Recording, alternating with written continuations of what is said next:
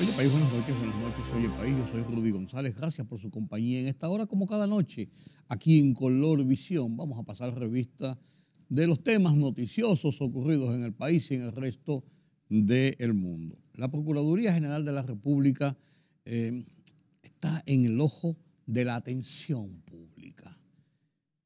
Este lunes se divulgó ampliamente el tema de lo que parece ser un choque, una confrontación, una suerte de ideas encontradas entre la Procuradora General Miriam Germán Brito y la Procuradora Adjunta y encargada de la persecución del delito, Jenny Berenice Reynoso, a propósito del tema de la investigación o el posible instrumentación de un expediente contra Donald Guerrero, ex ministro de Hacienda del gobierno de Danilo Medina. Acontece y viene a ser que la procuradora le mandó a decir a Jenny en una documentación, en una instancia interna, que no podía ocultar, tener en secreto, en reserva, el proceso de investigación contra Donald Guerrero, una persona que si ya fue interrogado con sus abogados y todo eso en más de una ocasión incluso, la ley establece, la ley del Código Procesal establece que una persona tan pronto es interrogado sobre un hecho, una investigación en su contra, en presencia de sus abogados y eso, pasa a tener la categoría de imputado, aunque no tenga una medida de coerción. Y entonces en esa condición tiene que informársele sobre qué se le está investigando y qué persigue la investigación. Jenny Berenice, que es la que lleva a cargo esta investigación, apeló ante la procuradora esa indicación, esa advertencia, esa ordenanza que la basa doña Miriam Germán en varios artículos del Código Procesal Penal. Jenny Berenice dice que realmente esto podría causar problemas porque si develan a un imputado, se le está investigando sobre tal cosa, eso pierde la discrecionalidad, el secreto de la investigación y poder entorpecer la investigación. Porque además de eso, si esto ocurre y se aplica como está planteando la Procuradora General de la República a la Procuradora Adjunta de Persecución del Delito, sentaría un precedente que habría que hacerlo de aquí en adelante con todos los imputados, investigados que sean interrogados de una u otra forma. Entonces, cuando ocurren estas situaciones, entonces hay que ver cómo queda parado el proceso de investigación a juicio de Jenny Berenice, la procuradora adjunta encargada de la persecución y que sea entregado a cuerpo y alma a la elaboración, la investigación, la estructuración de los expedientes, principalmente de casos de corrupción. Hay 5 casos fuertes y otros más. Los 5 casos fuertes, especialmente contra funcionarios del anterior gobierno, que incluyen militares, que incluyen exfuncionarios, que incluyen parientes, hermanos del expresidente de entonces, Danilo Medina.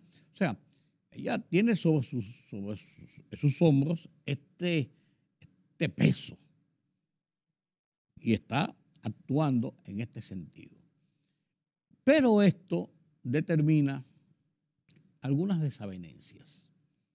Recuerden aquella vez que cuando Jean Alain Rodríguez iba a salir del país, se le impidió salir del país porque tenía una alerta roja en el Departamento de Inmigración de la República Dominicana y en base a eso se le impidió salir del país. Y la Procuradora General, Miriam Germán, evacuó un comunicado informando que eso no era legal, porque una persona que tiene una alerta roja es simplemente para que se informe a los departamentos correspondientes que esta persona salió del país, pero no tiene un impedimento de salida y se violenta su libertad de tránsito constitucionalmente establecido. Es verdad que se dice, bueno, si hubieran dejado salir a Jean Alain en ese momento, a lo mejor se va y jamás lo podemos encauzar, como ha ocurrido posteriormente. Está bien, pero la jueza, la procuradora, estableció que eso no se podía hacer de esa forma, que si se le ponía un impedimento de salida justificado a través de una decisión de un juez de ejecución de la pena enviado a migración, entonces sí procedía, de lo contrario no procedía. Entonces, esto causó algunos choques, porque además doña Miriam Germán, procuradora, en aquella ocasión citó que hubo una reunión con sus adjuntos y el director de migración donde explicó que eso no estaba bien, que violentaba la ley y que después, en una segunda reunión, habían otras 2 personas y que se opusieron a esa decisión de la procuradora. Al final de cuentas, la medida fue aplicada, pero son desavenencias lógicas que pudieran haber entre 2 sectores que dirigen la Procuraduría General de la República, cada uno con su área específica, aunque doña Miriam es la titular, la jefa de esa estructura. Lo malo de esto es, el que hayan desavenencias quizás no es lo trascendente. Lo malo de esto es realmente el que esto se esté aireando en la prensa, en la opinión pública, en los mentideros de abogados y de los casos implicados, porque esto denota una falta de coherencia en las acciones que se pudieran estar ejecutando en la Procuraduría, principalmente en esta situación de los casos de lucha contra la corrupción. Es muy socorrido el hecho de que se filtran expedientes, de que se filtran situaciones para que la prensa y otras prensa muy seleccionadas en muchos casos se haga eco de estos y ponga el tema en el debate. Mecanismos de presión, claro, mecanismos de presión. Y todo eso sale de alguna fuente de la Procuraduría General de la República, que son los que tienen en sus manos estas investigaciones. Entonces ahora, yo me permito decir, el uso de los medios de comunicación, o que esto se airee en los medios de comunicación, desavenencias internas, no trae otra cosa, que poner un ruido en la actuación de la Procuraduría de cara a estos procesos específicamente. Quienes dicen que las presiones son muchas para que sometan a fulano, a perencejo o a sutanejo, otros dicen que eso va a pasar o no va a pasar, unos dicen que los empresarios están apostando y presionando para que no ocurra tales o cuales cosas, que del Poder Ejecutivo, hay de todo. Cuando usted filtra cosas, cuando se airean estas cosas, el morbo que está ahí al acecho se da banquete. Y es lo que está ocurriendo ahora. Entonces, para colmo, en el segundo episodio, lo que está pasando ahora, se determina que este señor, Juan Medina de los Santos, quien era el inspector, o es el inspector todavía titular del Ministerio Público, ha sido suspendido en funciones y se está en un proceso de juicio disciplinario, y que lo que se ha informado es que él fue hallado hurgando entre expedientes de la oficina de un procurador adjunto que estaba tratando una serie de casos y que fue sorprendido allí por el titular. Entonces, ¿qué pasa aquí? No, que vine a apagar un bombillo en horas de la noche y se determinó que lo que estaba hurgando, porque ya le estaban dando cierto seguimiento, porque parece que eso había ocurrido y ya algunas cosas se habrían filtrado, se habían sabido o habían provocado tal o cual cosa, y entonces parece que había un seguimiento y se detectó esto. Señores, el inspector del Ministerio Público es nada más y nada menos que una suerte de, ¿cómo diríamos?, de asuntos internos de la policía. Es la persona que fiscaliza que las personas que trabajan en ese departamento anden por la línea. Que no haya nada raro, que no estén metiendo la pata, que no estén en situaciones turbias dentro de la función que desempeñan, en este caso el Ministerio Público, de elaborar expedientes determinados. Una posición importante y unas indicaciones bastante serias, las que han estado saliendo en los medios de comunicación sobre el tema del inspector general del Ministerio Público. ¿Qué puede haber salido de ahí? ¿Con qué motivos se habría estado hurgando, es la palabra que se ha usado, entre expedientes que tienen procuradores, que tienen fiscales, que están trabajando en casos sensitivos o no? ¿Con qué propósito? Si se ha hecho, ¿qué ha entorpecido o qué ha variado de alguna investigación? Esto es serio, esto es muy grave dentro de la Procuraduría. Y el inspector es una de las figuras del top, porque es el que supervigila a todo el mundo, del top de la dirección, en este caso de la Procuraduría General de la República. Entonces, esos ruidos en la Procuraduría General de la República no son nada buenos. No son nada buenos porque, vuelvo y digo, la Procuraduría está enfrascada en temas muy serios, muy específicos, muy graves, que pueden comprometer incluso la seguridad de expedientes y de procesos que pudieran estar en curso. Y siguiendo en la justicia, la Suprema Corte de Justicia ratificó los 20 años de prisión contra Dionis Santana, que era el exdirector del Consejo Nacional de Fronteras y quien fue acusado de violación de una hijastra. Se habló mucho del caso, de que querían hacerle daño, que es cierto, que un tribunal de primera instancia lo condenó a 20 años, Corte de Apelación ratificó la sentencia y ahora la Suprema Corte de Justicia ratifica la sentencia de 20 años contra este exfuncionario, director del Consejo Nacional de Fronteras.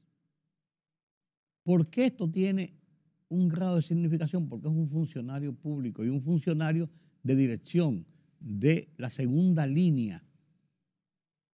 La segunda no, diría la tercera línea en el orden de jerarquía de mando dentro de la estructura del gobierno central. Presidente, vicepresidente, ministros, directores. Tercera línea. Una persona con grado de influencia, con grado de responsabilidad y con grado generalmente de cercanía o a los partidos, al partido de gobierno o al presidente o funcionarios de alta jerarquía. Para ocupar posiciones de esta naturaleza no se busca un Juan de los Palotes, se busca una persona que tenga relaciones con el partido, relaciones con el presidente, con algunos ministros. Así las cosas. Así las cosas. Esta semana pasada, mi artículo en Listín Diario, traté el tema de las pymes industriales, que creo es uno de los impulsos importantes en el tema de la recuperación de la economía, del desarrollo de la economía, una nueva estructura dentro del sector de producción de República Dominicana. Comparto con ustedes en mi columna en el Listín Diario las pymes, eje de la recuperación económica. A continuación.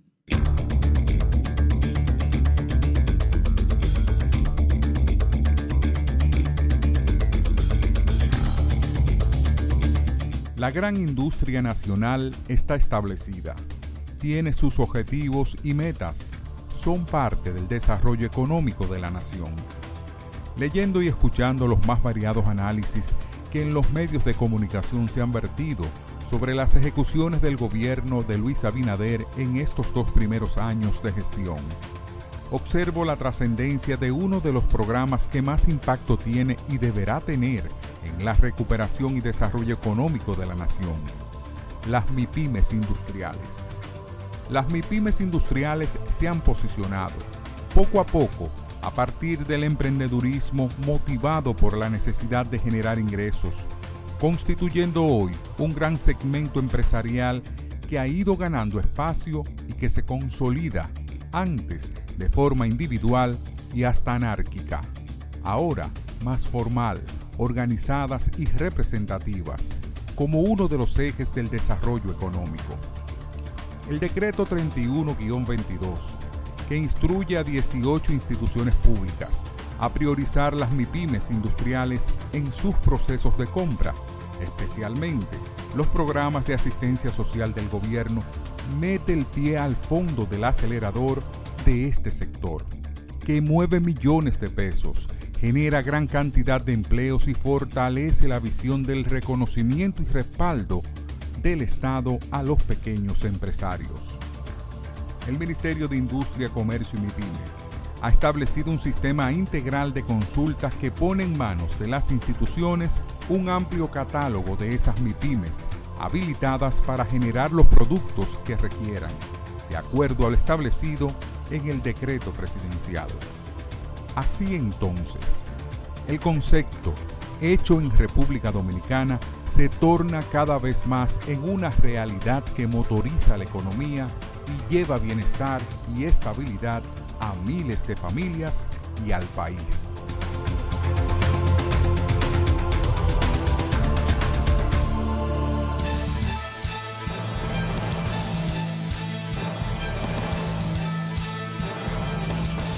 El Ministerio de Salud Pública notificó 202 nuevos contagios, 37 más que los 165 registrados en la víspera, sin ninguna defunción por esa causa.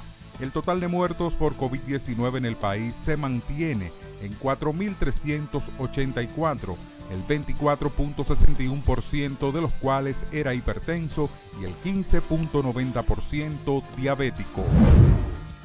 Como parte de un plan de lucha contra los abusos de las administradoras de riesgos de salud, el Colegio Médico Dominicano y sus 56 sociedades especializadas convocaron a una multitudinaria marcha para el miércoles 7 de septiembre. La marcha está programada para las 10 de la mañana bajo la consigna "No más AFP, no más ARS", partiendo desde el Colegio Médico Dominicano hasta el Consejo Nacional de la Seguridad Social. Un estudio publicado por la Funglode reveló que entre los años 2010 y 2021 el número de parturientas extranjeras en República Dominicana aumentó a 23%. La investigación denominada Situación de las parturientas extranjeras en el Sistema de Salud Pública de República Dominicana 2010-2021 detalla que entre enero de 2020 y diciembre de 2021 las cifras más altas de partos corresponden a Haití, mientras que el segundo lugar la ocupan las madres de origen venezolano. La coordinadora de la Oficina de Atención Permanente del Distrito Nacional, Kenia Romero, será la que decidirá si acoge o no la inhibición del juez Juan Francisco Consoró en el caso del conocimiento de la medida de coerción solicitada al vicealmirante retirado Félix Albuquerque Comprés, imputado como autor de la muerte del comunicador Manuel Tavares Duncan. El juez Juan Francisco Rodríguez Consoró de la Oficina de Atención Permanente del Distrito Nacional se inhibió del conocimiento de la medida de coerción solicitada por el Ministerio Público bajo el alegato de que en la intimidad de un grupo de amigos vio el video del hecho e hizo un comentario al respecto.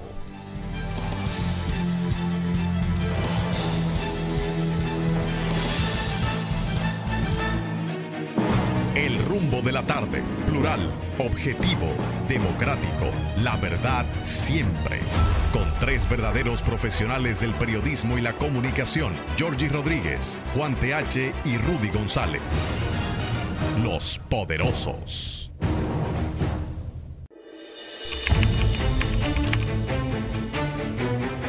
Periodismo de investigación, columnas, opinión, análisis, reportajes de fondo. Hora por hora, una completa plataforma multimedia. Periodismo con valor. Noticias horaporhora.com.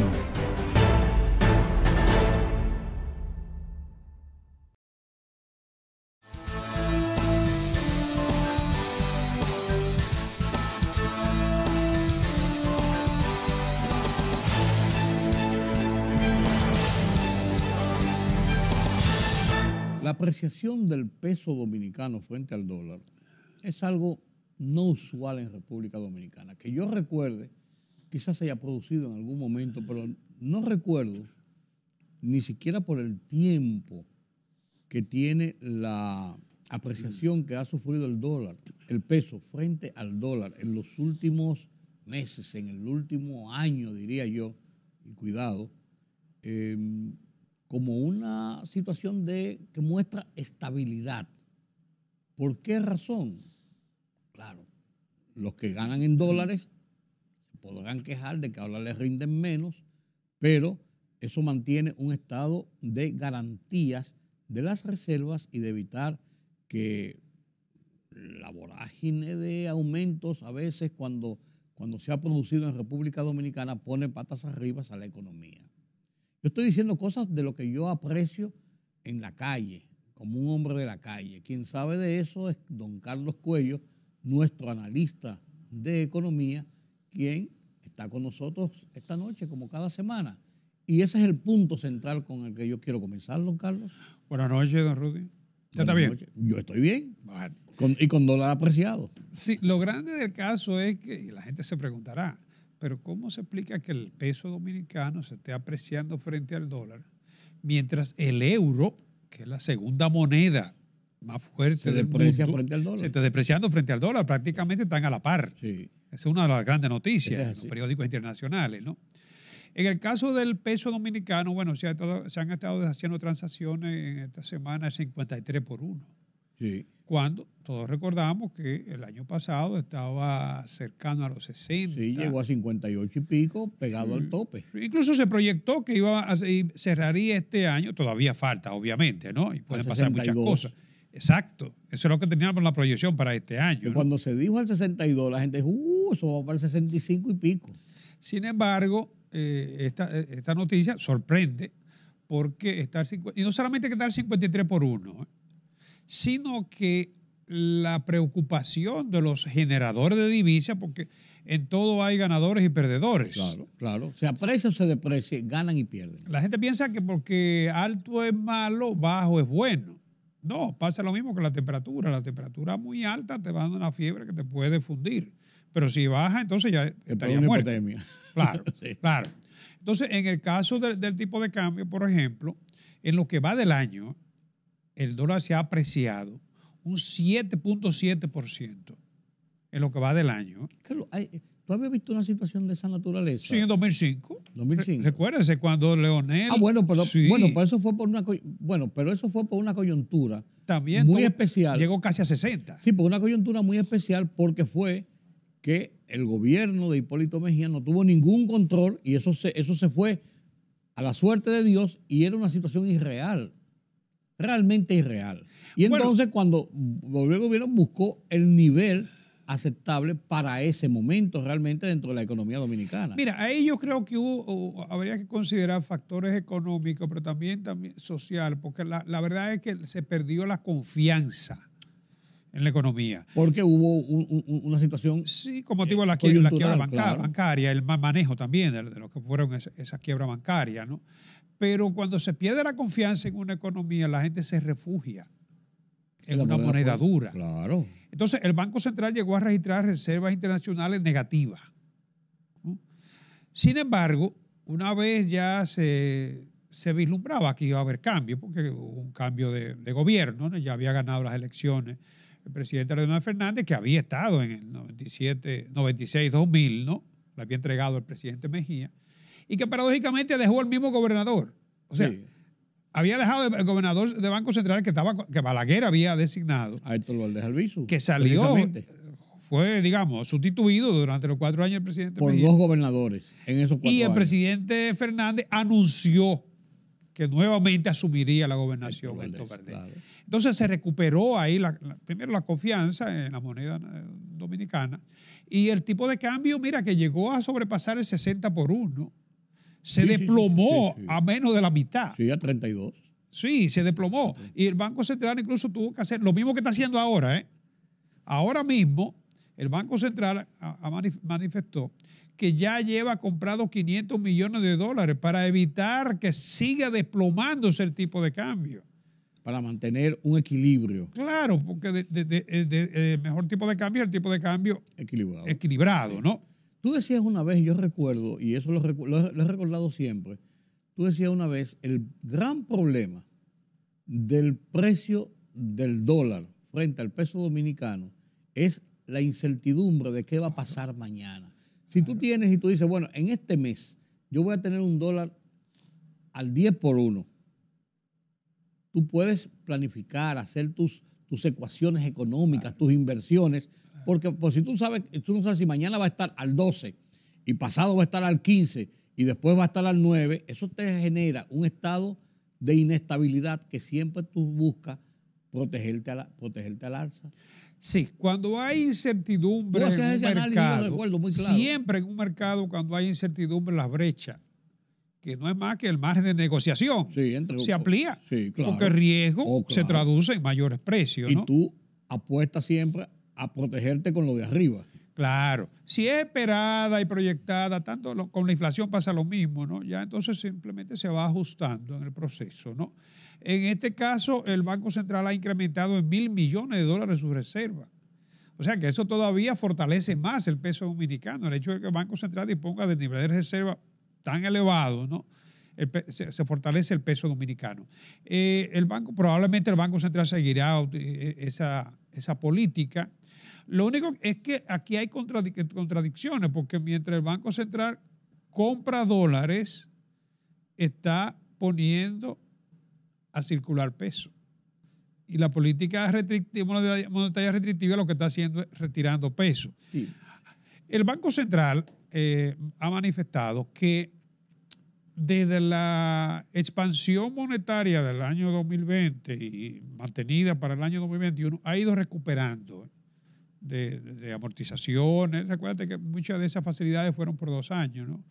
Y gran parte de ellos se ha ido recuperando. Y por supuesto, con la alza de tasa ahora también ha ido recuperando dinero, retirando dinero de la circulación. Sí. Pero en el caso del tipo de cambio, hay que reconocer que perjudica a los generadores de divisas, porque encarece más los productos exportados.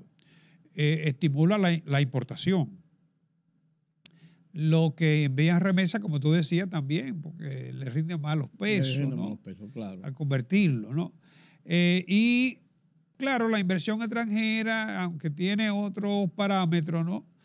Pero también podría impactar. Un poco más lenta. El turismo también, sí. Porque el turismo compara mucho. Sí. Aunque nosotros tenemos ya una oferta turística muy bien definida y con cierta ventaja competitiva.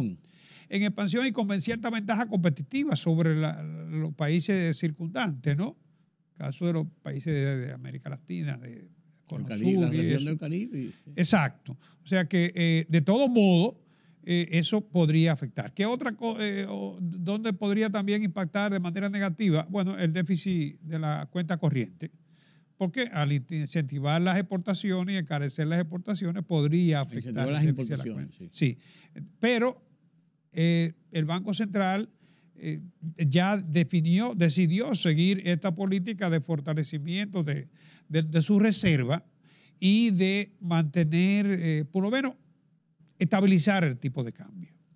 Hay una cosa importante en esto, y es que dada la confianza que ha ganado el Banco Central, indudable, sí, en este proceso de crisis de la economía, que ha ganado el Banco Central, indudablemente, este tipo de acciones va acompañada de esa confianza. Y eso ayuda mucho en que la idea, la estrategia del Banco Central tenga mayor visos de éxito que de fracaso. Sí, el mejor indicador de eso que tú acabas de manifestar es la visita reciente de los grandes bancos de inversión de Estados Unidos, ¿no? Al gobernador del Banco Central. Claro. Y el interés por invertir en la economía dominicana. Claro. O sea, esa gente no viene a hacer turismo. No.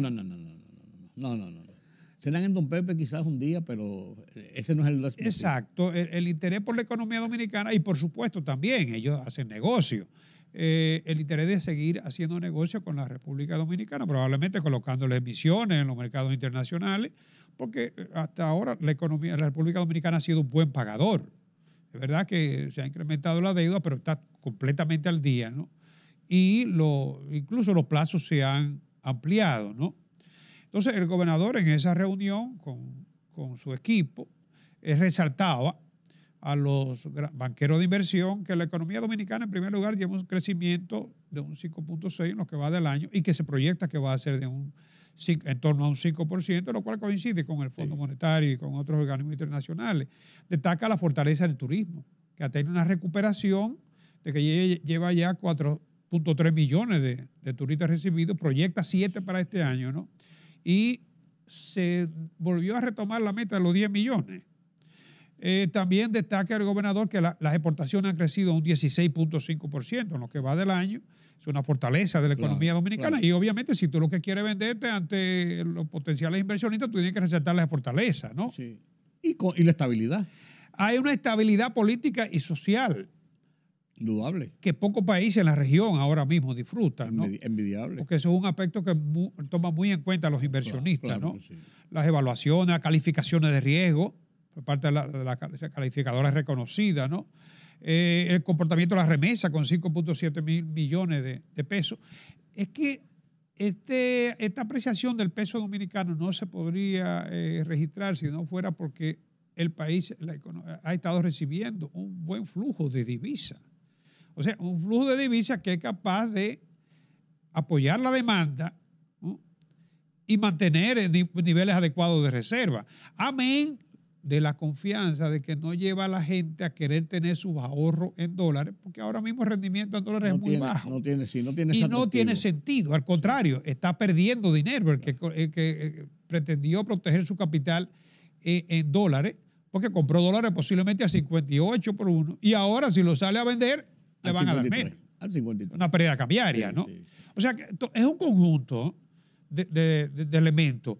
El gobernador resaltaba ahí que aunque vamos a tener un déficit en la cuenta corriente de 1,3.5% del PBI, hay que destacar que en el primer semestre la factura petrolera se duplicó. Los precios se han disparado, aunque ahora están bajando, ¿no? Sí. Pero que ese déficit sería cubierto con la inversión extranjera, que está llamada a batir récord este año, con 4.000 millones de dólares. Son buenos. O sea que no se vislumbra presión cambiaria en lo que resta del año. Así es.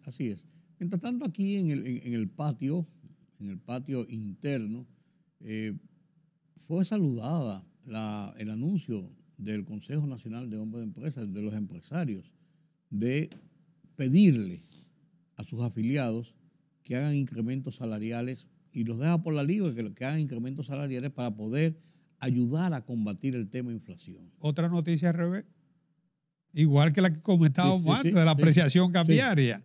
Son noticias que rara vez, yo no sé, usted ha dirigido un periódico, ¿cuántas veces ha podido titular? Por eso te lo digo, sí, es muy raro.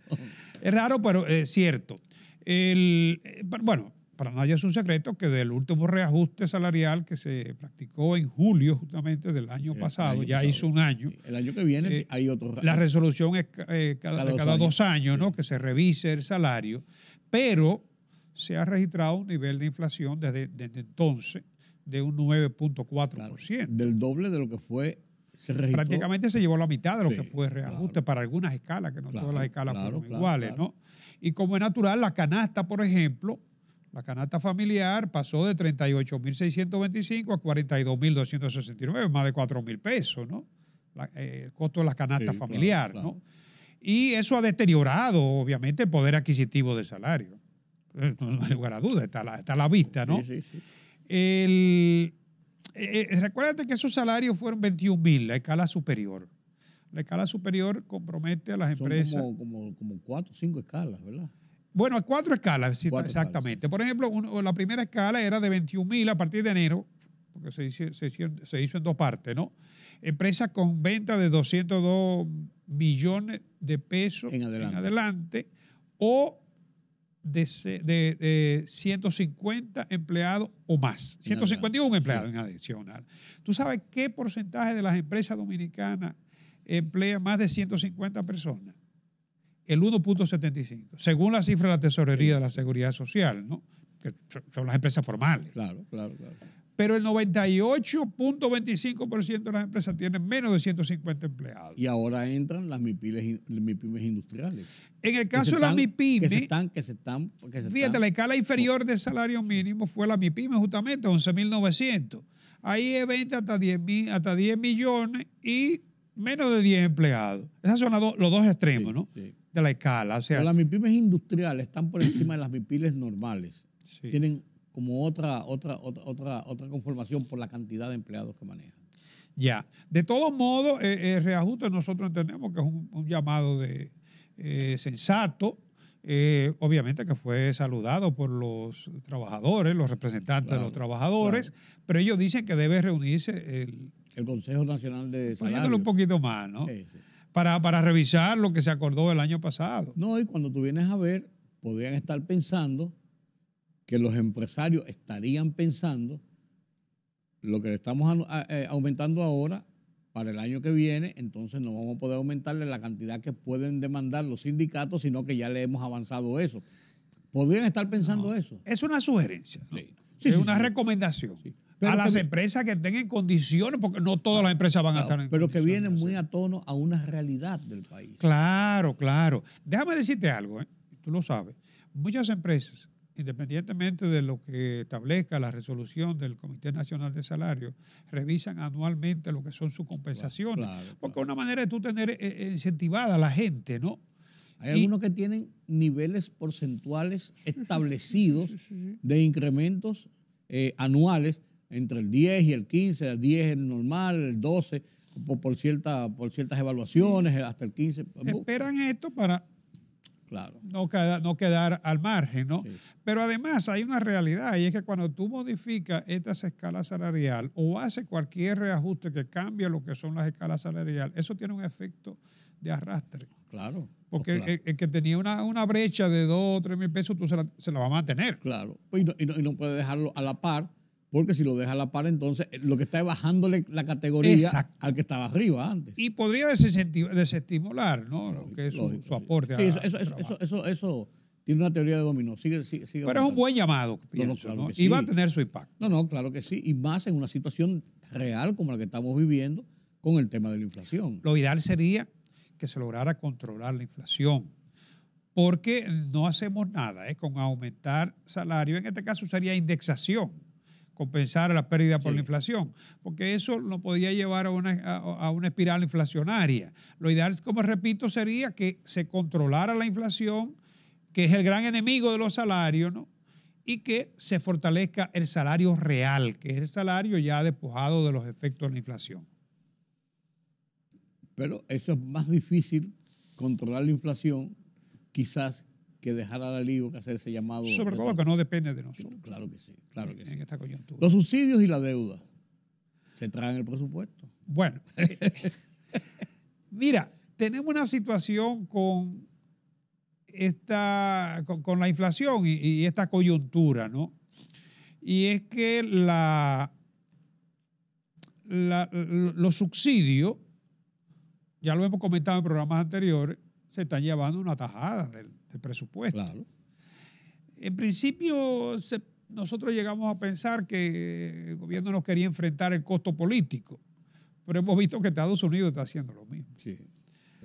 Con la tasa de interés nos fuimos adelante y Estados Unidos está haciendo lo mismo, y Sí, Europa sí, también. sí. Porque el problema es que han subido todos los precios, Todo. porque el combustible se ha disparado, y entonces hemos visto también escenarios que no quisiéramos verlos aquí en nuestro país, en la región, con la desesperación de la gente. y la aparición de Mesías que le prometen Claro. lo que no le pueden cumplir. Claro, y ahí vienen los problemas sociales. Entonces aunque es una carga para la finanza pública, pero la carga más fuerte que podemos nosotros enfrentar es la desestabilización social. Claro. No, eso arrastra la situación de la economía y puede comprometer la situación política. Y el futuro. Claro, por ahí se puede ir todo. Entonces el gobierno le ha dado hasta cierto punto énfasis a apoyar lo que es el consumo, sobre todo de los sectores más carenciados, ¿no? Pero entre subsidios e intereses de la deuda, El jalón es grande. óyeme, 48% prácticamente. Los intereses solamente se requieren el 20% aproximadamente. Sí. Y el otro, el 28%, son los subsidios, ¿no? Allá los subsidios a la energía, los subsidios Los a los combustibles, sobre todo. Que es muy alto, sí. Y el de los combustibles es de reciente aparición. De marzo para acá. Se ha moderado un poco. Fíjate que la semana pasada fueron 300 millones Sí. nada más. Pues llegó un momento en que eran 1.000 y pico de 1.700 millones. Claro, que era un jalón, ¿eh? Claro.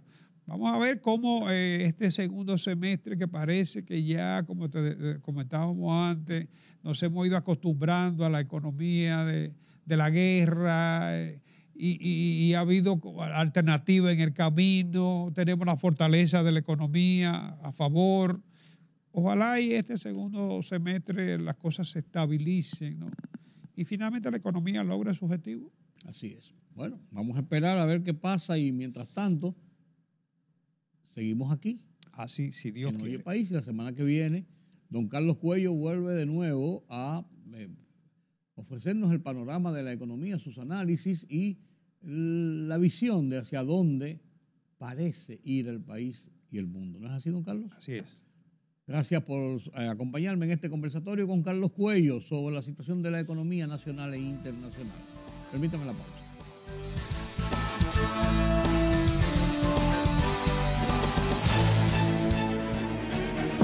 El rumbo de la tarde, plural, objetivo, democrático, la verdad siempre. Con tres verdaderos profesionales del periodismo y la comunicación, Georgie Rodríguez, Juan TH y Rudy González. Los poderosos.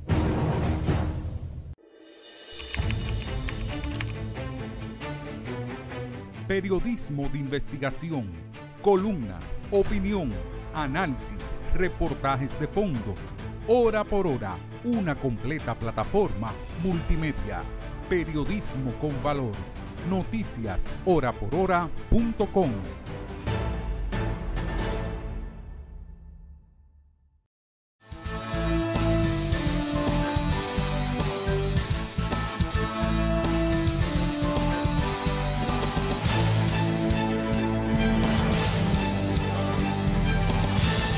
Las tensiones continúan en China con el tema de Taiwán, pero también Estados Unidos, Rusia, acusándose cada uno de ser los responsables de todo lo que está pasando, de todas esas tensiones que están en Europa y el resto del mundo. Con esta y otras informaciones, Pedro Vargas nos presenta las internacionales desde la redacción central de Oye País.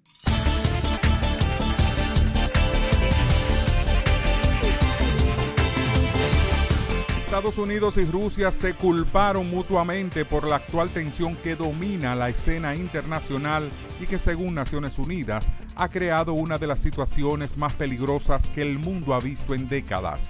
A iniciativa de China, el Consejo de Seguridad de la Organización de Naciones Unidas, ONU, celebró una sesión especial para abordar la promoción de la seguridad común a través del diálogo y la cooperación, pero el debate estuvo marcado por las acusaciones y los reproches mutuos, sobre todo entre Moscú y las potencias occidentales. La presidenta taiwanesa Tsai Ing-wen afirmó que el pueblo de Taiwán sigue determinado a defender la isla tras las grandes maniobras militares llevadas a cabo por China en torno a ella. Las tensiones en el estrecho de Taiwán se dispararon este mes de agosto con esas maniobras, las mayores llevadas a cabo por Beijing como réplica a la visita a Taipei de la presidenta de la Cámara de Representantes de Estados Unidos, la demócrata Nancy Pelosi. El ministro de Asuntos Exteriores de la India destacó en Asunción el comienzo de una nueva era en relación con Paraguay en la primera visita oficial de un funcionario diplomático de su rango al país suramericano en 60 años de vínculos diplomáticos comunes. La Fiscalía colombiana suspendió por 3 meses las órdenes de captura y extradición contra 11 miembros del Ejército de Liberación Nacional, ELN, entre ellos a uno de sus máximos jefes, Israel Ramírez Pineda, alias Pablo Beltrán, reconocidos por el gobierno de Gustavo Petro como negociadores de esa guerrilla en los diálogos de paz.